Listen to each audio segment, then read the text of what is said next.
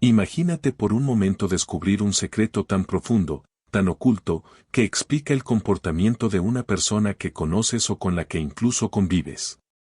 Un secreto que no está escrito en libros de psicología ni se menciona en conversaciones cotidianas, pero que está presente, latente, en cada palabra, en cada mirada, en cada acción fría o manipuladora de alguien que parece tener todo el control, pero que en realidad vive atrapado en una prisión invisible. Este secreto, este origen, no nace en la edad adulta, no se forja en la arrogancia ni en el deseo de dominar. No.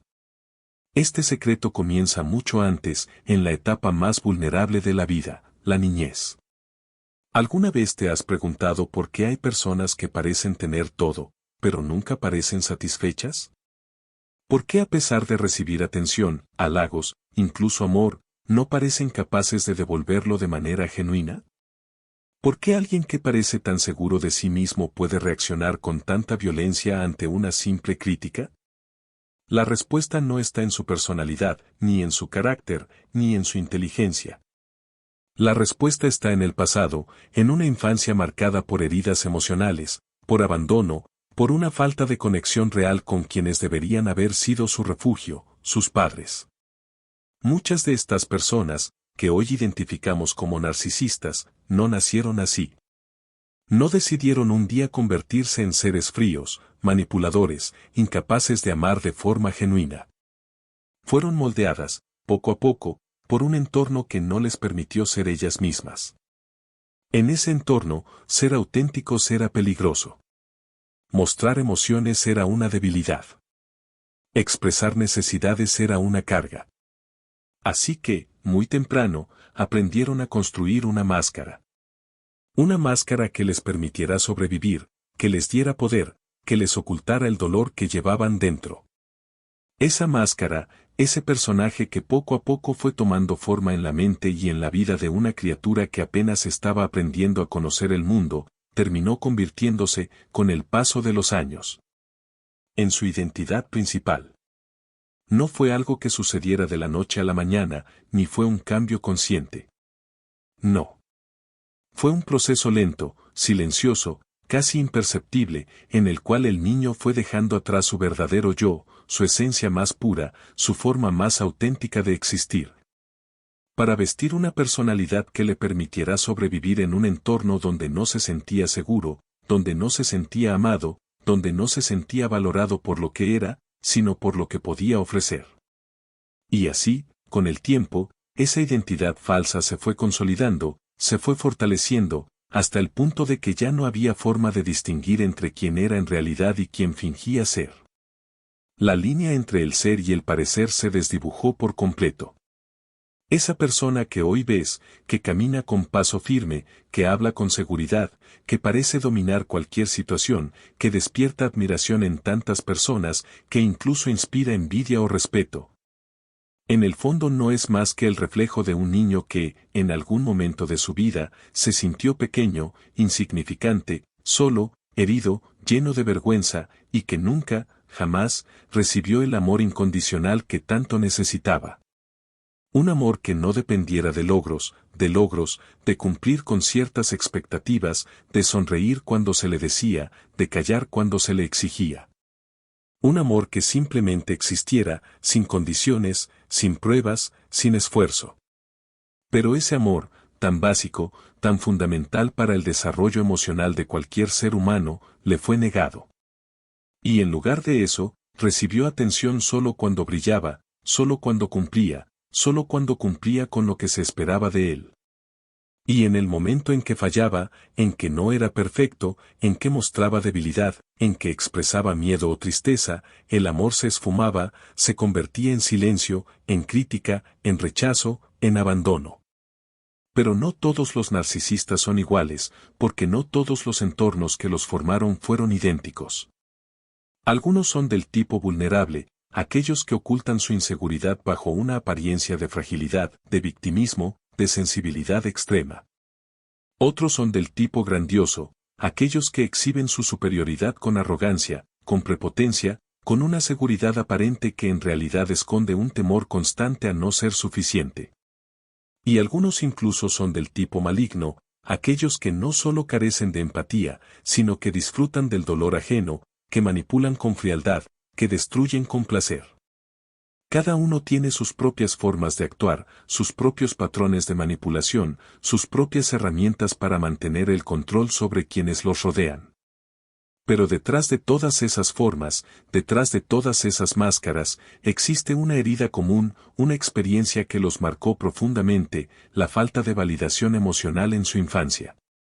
Esa falta de reconocimiento, de escucha, de comprensión, de afecto genuino, de consuelo cuando lo necesitaban, de apoyo cuando más lo requerían. Muchos de ellos fueron ignorados, completamente ignorados, como si sus emociones no tuvieran valor, como si sus palabras no merecieran ser escuchadas, como si sus necesidades fueran una molestia.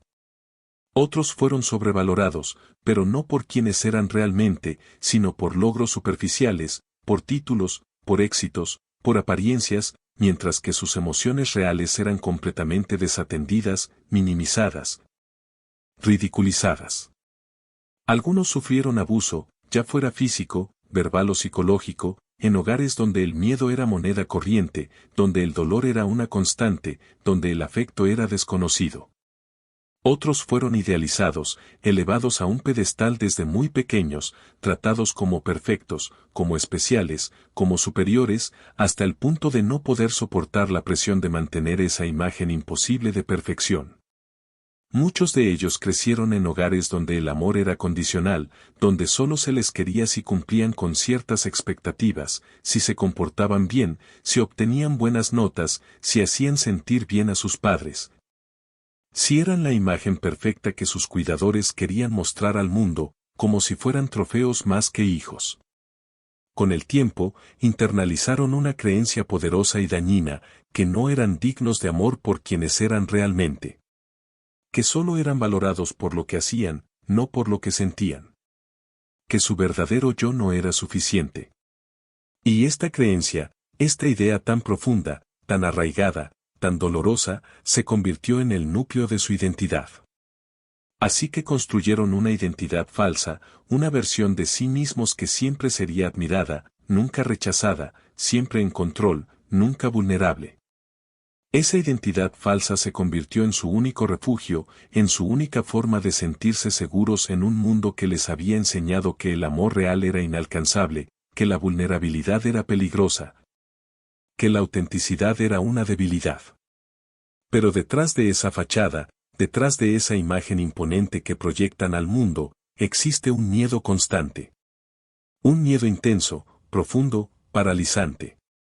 Un miedo a ser descubiertos, a que alguien vea detrás de la máscara y descubra que no son tan fuertes, tan perfectos, tan invencibles como quieren hacer creer. Un miedo a ser rechazados, a ser abandonados, a ser vistos como lo que en realidad son, seres humanos heridos, emocionalmente inmaduros, que nunca tuvieron la oportunidad de sanar. Seres que, en lugar de recibir el amor que necesitaban, recibieron exigencias, expectativas, críticas o peor aún, indiferencia. Ese miedo los domina, los controla, los impulsa a actuar de manera defensiva, agresiva, manipuladora. Porque si alguien llega a ver la verdad, si alguien descubre que detrás de esa imagen de poder hay un niño asustado, si alguien comprende que su seguridad es solo una fachada para ocultar su inseguridad, entonces todo su mundo se derrumbaría. Y eso es algo que no están dispuestos a permitir. Porque para ellos, perder el control es perder su identidad. Y perder su identidad es perder el único refugio que les queda. Así que continúan viviendo tras la máscara, con el corazón cerrado, con el alma herida, con la mente dividida entre lo que son y lo que pretenden ser. Y aunque su mundo exterior puede parecer brillante, exitoso, admirado, su mundo interior es oscuro, solitario, lleno de dolor. Porque no hay nada más triste que vivir toda una vida fingiendo ser alguien que no eres, solo porque nadie te enseñó cómo amarte por quien eras realmente. Y ese miedo, ese terror interno, se manifiesta en sus relaciones. Se manifiesta en la forma en que tratan a los demás, como objetos, como herramientas para obtener admiración, como espejos que deben reflejar solo lo que ellos quieren ver. Se manifiesta en su incapacidad para mantener conexiones profundas, en su necesidad de control, en su falta de empatía. Pero no es porque no puedan sentir. Es porque el sentir les duele. Porque el sentir les recuerda el dolor del pasado. Porque el sentir les recuerda que son vulnerables. Una de las causas más profundas, más invisibles pero devastadoras, del desarrollo emocional truncado que da lugar al narcisismo, es lo que se conoce como parentificación. Este es un término que describe una situación en la cual un niño es obligado, sin haberlo elegido, a asumir responsabilidades emocionales o prácticas que corresponden a un adulto, mucho antes de estar preparado para ello. No se trata de enseñarle al niño a ser responsable, ni de involucrarlo en tareas sencillas del hogar como parte de su educación. No. Se trata de algo muy diferente, se trata de cargar sobre sus pequeños hombros el peso emocional o físico que debería ser llevado por un adulto. Esta dinámica puede tomar muchas formas. A veces, el niño se convierte en el principal consuelo emocional de un padre que sufre de depresión, ansiedad, adicciones o inestabilidad emocional. En lugar de que sea el adulto quien brinde seguridad y apoyo al niño, ocurre al revés, el niño debe contener las emociones del adulto, debe calmarlo, debe escuchar sus quejas, sus frustraciones, sus miedos. Incluso sus secretos. Otras veces, el niño asume responsabilidades prácticas que van más allá de su edad, encargarse de preparar las comidas, cuidar a sus hermanos, gestionar las finanzas familiares. O incluso tomar decisiones importantes que afectan la vida del hogar. En todos los casos, el niño deja de ser un niño. Cuando esto sucede, cuando un niño es forzado a abandonar su rol natural de hijo para ocupar el lugar de un padre, su mundo cambia para siempre. Deja de tener la libertad de ser inocente, de jugar sin preocupaciones, de cometer errores y aprender de ellos. Deja de poder expresar sus miedos sin sentirse débil, de llorar sin ser reprendido, de pedir ayuda sin sentirse una carga. En lugar de eso, comienza a vivir bajo una constante presión, debe ser fuerte, debe ser útil, debe ser maduro, debe ser perfecto. Porque si falla, si se muestra vulnerable, si se queja, si pide atención, se le recuerda que hay otros que dependen de él, que no tiene derecho a ser egoísta, que debe pensar en los demás antes que en sí mismo. Y así, poco a poco, el niño va perdiendo su infancia. Literalmente la pierde. Deja de ser un ser que debe explorar, aprender, crecer y recibir amor, para convertirse en una herramienta, en un instrumento de la supervivencia emocional de otro. Se convierte en el sostén de un adulto que, por alguna razón, no puede cumplir con su rol natural. Y en ese proceso, el niño pierde algo fundamental, su derecho a ser amado sin condiciones, a ser escuchado, a ser protegido, a ser visto por encima de lo que puede dar. Este tipo de dinámica familiar deja una marca imborrable en el alma del niño. Una marca que no siempre es visible, pero que late en cada relación futura, en cada interacción, en cada intento de conectar con los demás. El niño aprende, desde muy pequeño, que su valor no está en quién es, sino en lo que puede ofrecer. Aprende que no tiene derecho a cometer errores, que no puede expresar emociones negativas sin ser castigado o ignorado, que sus necesidades son secundarias, incluso molestas. Aprende que su existencia solo es importante cuando sirve a alguien más, cuando cumple una función, cuando resuelve un problema. Esa enseñanza, esa lección tan dolorosa, se arraiga profundamente en su mente y en su corazón. Y cuando llega a la edad adulta, esa herida no cicatrizada comienza a manifestarse de formas complejas y destructivas. Surge como resentimiento, como una rabia callada que no encuentra salida, como un vacío que no se llena. Surge como manipulación, como una necesidad constante de controlar las situaciones, de manejar las emociones de los demás, de asegurarse de que nunca más volverán a sentirse débiles o abandonados.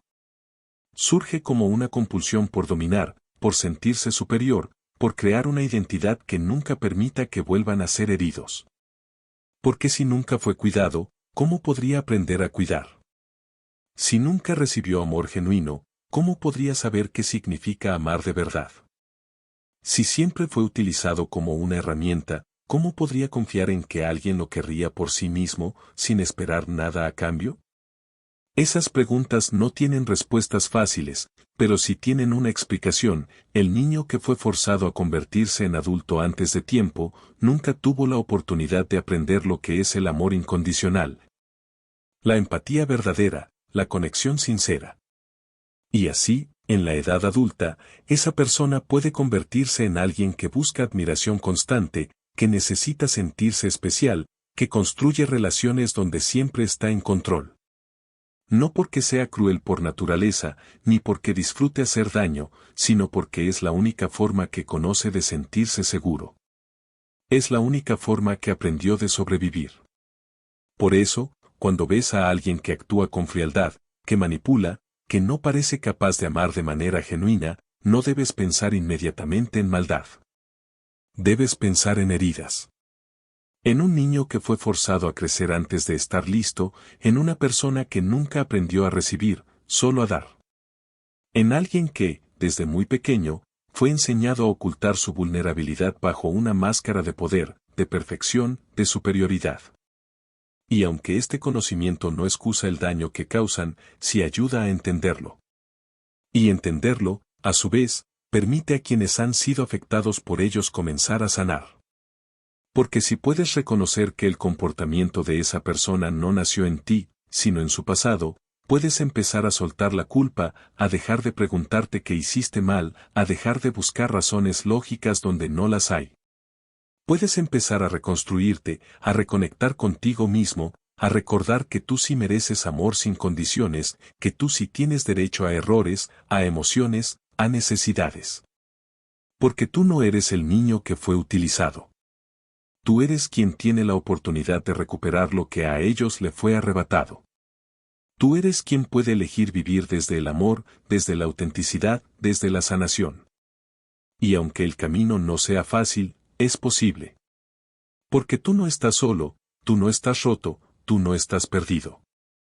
Tú estás en proceso de recuperar lo que siempre te perteneció, tu derecho a ser amado, tal como eres, sin máscaras, sin condiciones, sin tener que demostrar tu valor. Otro factor importante en la formación del narcisismo es la inconsistencia en la crianza. Muchos de estos individuos crecieron en hogares donde el afecto era como una montaña rusa, a veces amoroso, a veces frío, a veces ausente. Esta inestabilidad emocional enseña al niño que el amor es algo que se gana, que no es seguro, que no puede confiar en que será recibido sin condiciones.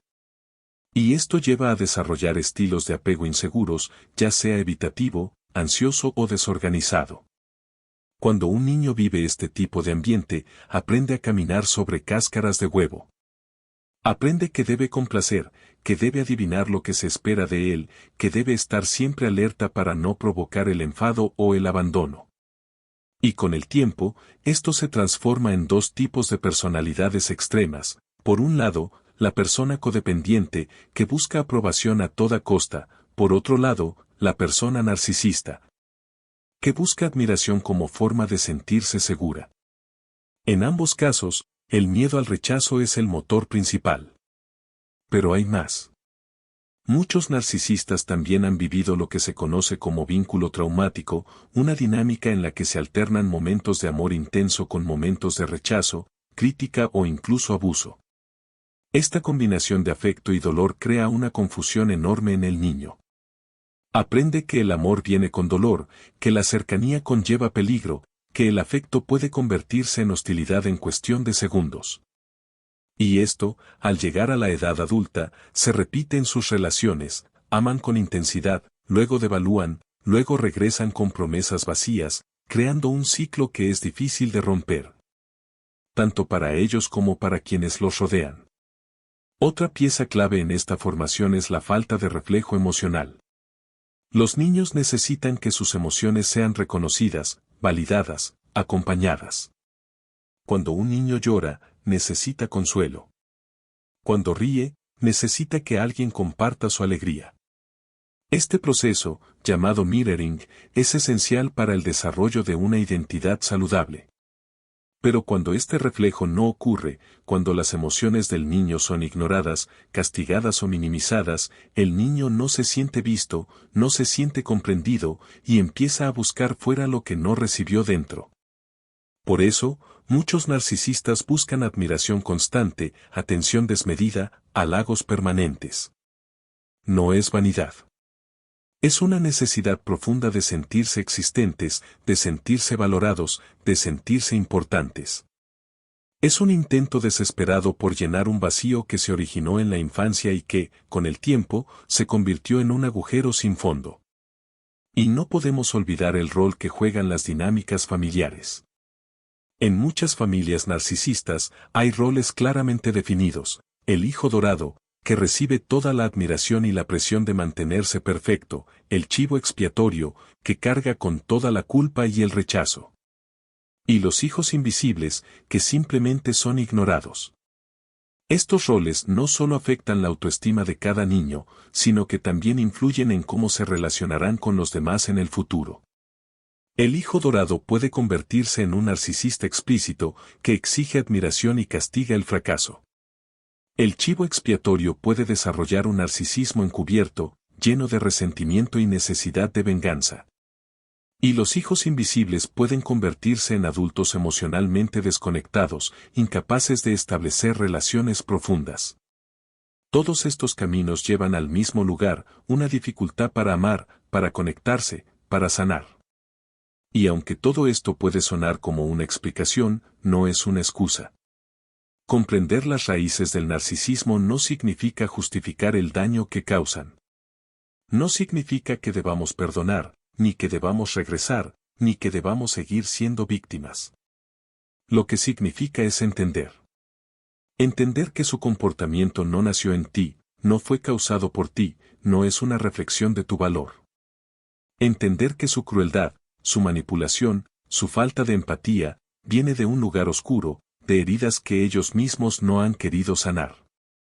Y al entender esto, al comprender que el comportamiento del narcisista no nació en ti, que no fue causado por tus palabras, por tus acciones, por tu forma de ser, sino que fue moldeado por heridas profundas, por un pasado lleno de abandono emocional, por un entorno que no les permitió crecer con amor ni seguridad, entonces, y solo entonces, puedes empezar a soltar la culpa. Esa culpa que tantas veces pesa como una losa, que te hace preguntarte una y otra vez: ¿qué hice mal? ¿Acaso no fui suficiente? ¿No me esforcé lo bastante? ¿No fui lo bastante amable, lo bastante paciente, lo bastante amoroso?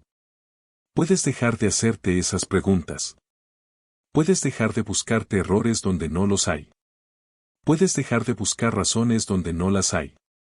Porque no fue culpa tuya. No fuiste tú quien falló. No fuiste tú quien creó esa dinámica, quien estableció esas reglas, quien definió las normas de un juego que nunca pudiste ganar. Puedes dejar de culparte por no haber podido cambiar a alguien que no quería cambiar, por no haber podido amar a alguien que no sabía cómo amar, por no haber podido salvar a alguien que no quería ser salvado. Puedes dejar de esperar que cambien. Porque el cambio, si llega, debe venir de ellos. Y no es un cambio sencillo, ni rápido, ni superficial. Es un camino difícil, doloroso, lleno de enfrentamientos internos, de dolor, de reconocimientos que duelen, de decisiones que cuestan. Es un camino que exige mirarse en el espejo sin excusas, sin máscaras, sin justificaciones. Es un camino que exige humildad, autocompasión y una voluntad inquebrantable de enfrentar el pasado y asumir la responsabilidad por el daño causado. Y es un camino que, desafortunadamente, muy pocos están dispuestos a recorrer. Por eso, tu sanación no depende de ellos. Tu recuperación, tu reconstrucción, tu nuevo comienzo no deben estar atados a la posibilidad de que ellos cambien, de que ellos reconozcan su error, de que ellos pidan perdón, de que ellos te devuelvan lo que te quitaron. Porque eso, en la mayoría de los casos, no va a suceder. Y si esperas a que ocurra, estarás deteniendo tu vida, congelando tu crecimiento, manteniéndote en un estado de espera que nunca dará frutos. No. Tu sanación no depende de ellos. Depende de ti. de tu fuerza, de tu valentía, de tu capacidad para reconstruirte, pieza a pieza, desde las cenizas de una relación, de una dinámica, de una experiencia que te hirió profundamente. Depende de tu capacidad para reconectar contigo mismo. Para escucharte, para escuchar tus emociones, tus necesidades, tus deseos, tus sueños. Para permitirte sentir sin culpa, para permitirte descansar sin sentirte egoísta, para permitirte decir no sin justificarte. Depende de tu capacidad para amarte a ti mismo de la forma en que mereces, con respeto, con compasión, con paciencia, con honestidad. Sin condiciones. Sin esperar nada a cambio. Porque tú, tal como eres, vales. Tú, con tus heridas, con tus cicatrices, con tus dudas, con tus miedos, vales. Y no necesitas demostrarlo. No necesitas ganarlo. No necesitas merecerlo. Porque ya es tuyo.